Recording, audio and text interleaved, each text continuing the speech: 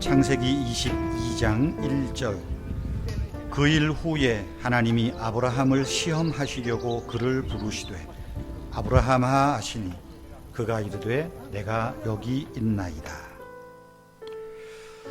어느 날 하나님께서 아브라함을 부르셨습니다. 부르시고는 아브라함이 사랑하는 아들 이삭을 번제물로 바치라 그렇게 요구하셨습니다. 번제란 제물을 칼로 죽여서 그 몸을 쪼개어 놓고 불로 태워드리는 제사를 말합니다. 하나님께서 아브라함에게 요구하신 것은 그의 전 재산을 바치라, 그의 전 시간을 바치라, 네 목숨을 바치라가 아니었습니다. 사랑하는 아들 이삭을 그렇게 번제로 태워서 번제 제물로 하나님께 드리라, 바치라 하는 것입니다. 성경은 하나님의 이러한 요구사항을 아브라함을 시험하기 위해서라고 합니다. 시험이란 실력과 수준을 평가하기 위한 것입니다. 아브라함에게 제출한 하나님의 시험은 요즘 말로 하면 킬링 문항에 해당합니다. 아주 어려운 최고 난이도의 어려운 시험 문제임에 틀림이 없습니다. 생각해 보십시오. 이삭은 아브라함에게 단순한 아들이 아닙니다. 이삭은 아브라함의 신앙의 결실입니다. 이스라엘의 미래입니다. 또한 수많은 민족과 또 그들을 구원하는 하나님의 약속을 이어받는 그런 아들입니다. 그런데 이삭을 바치라고 합니다. 어떤 설명도 없습니다. 다 늙어 빠진 사람에게 아들을 주겠다고 약속하고 또 아들을 주시더니 별 이유 없이 번제로 바치라고 합니다. 여러분 이해가 됩니까? 이해할 수 없습니다. 아브라함에게 얼마나 황당한 일이었겠습니까? 그런데 이것을 하나님이 아브라함을 시험하시려고 이런 요구를 하신다는 겁니다. 이 시험 앞에 아브라함은 어떻게 합니까? 아브라함은 순종합니다. 어떻게 순종했을까요? 아브라함은 하나님이 내주신 요구, 그 시험 문제 앞에서 참 많은 생각을 했을 것입니다. 이삭을 바치라는 이것이 정말 하나님이 주시는 말씀인가?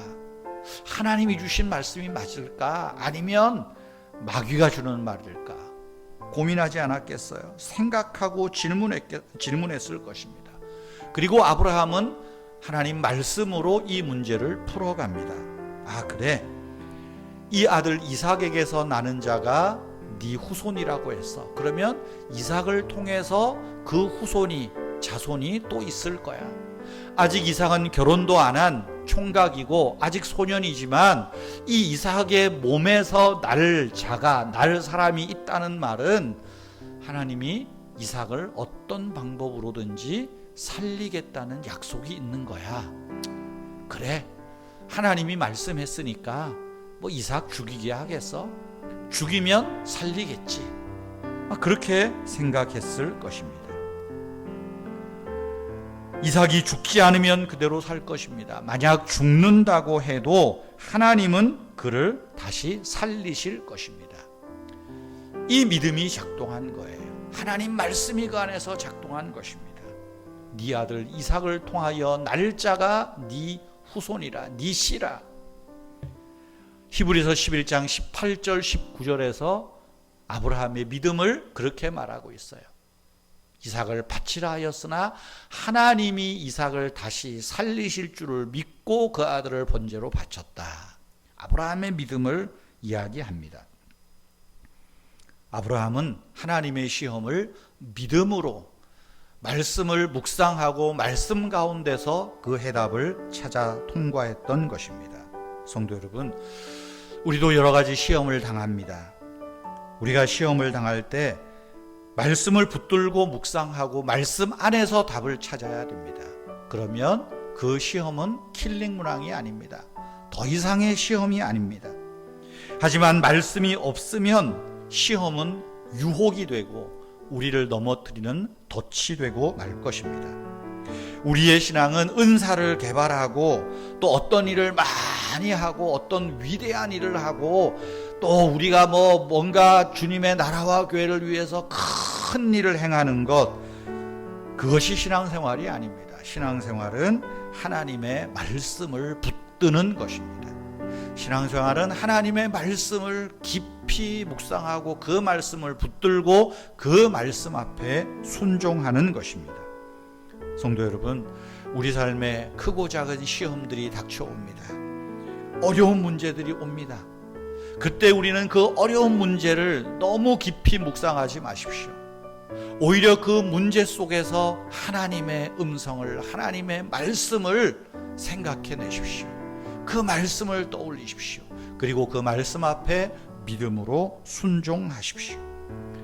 우리 속에 있는 믿음을 끄집어내어서 하나님 말씀을 생각하고 그 말씀을 묵상할 때 우리는 시험을 이기고 시험을 극복하고 결국은 하나님의 더 큰 복으로 나아가게 될 것입니다. 성도 여러분, 눈에 보이는 시험, 눈에 보이는 상황이 아니라 하나님 말씀을 붙드십시오. 그것이 시험을 이기는 길입니다. 전능하신 창조주 우리 하나님, 우리가 인생에서 만나는 여러 가지 시험들을 주님의 풍성한 은혜로 말씀으로 이기게 하옵소서. 우리 안에 말하지 못할 만큼의 어려운 시험 중에 있는 성도님들을 긍휼히 여기시고 물질과 건강과 관계의 모든 시험들을 하나님이 풀어주시고 도울 자를 붙여주시고 말씀이 기억나게 하시고 말씀에 순종하게 하시는 믿음 주셔서 우리가 당하는 시험들을 잘 이겨내게 하옵소서. 아버지 하나님, 우리 은혜의 교회를 붙들어 주셔서 여러 모습으로 연약합니다. 아버지 하나님, 우리 은혜의 교회에 사람들을 붙여주시고 믿는 자들을 붙여주시고 믿어야 할 자들을 붙여주시고 교회를 여러 모습으로 섬길 일꾼들을 보내주셔서 아버지 하나님, 우리 은혜의 교회가 더 아름다운 모습으로, 더 귀한 모습으로 사람들에게 유익을 주며 하나님을 기쁘시게 하는 교회로 성장케 하옵소서. 교회를 섬기며 수고하는 모든 종들, 우리 장로님들, 권사님들, 집사님들, 구역장님들, 교사들, 아버지 하나님, 이 모든 권속들을 축복하시고 은혜로 인도하옵소서. 주 예수님의 이름으로 기도하옵나이다. 아멘. 교회를 위해서 잠시 더 기도해 주시기를 바랍니다.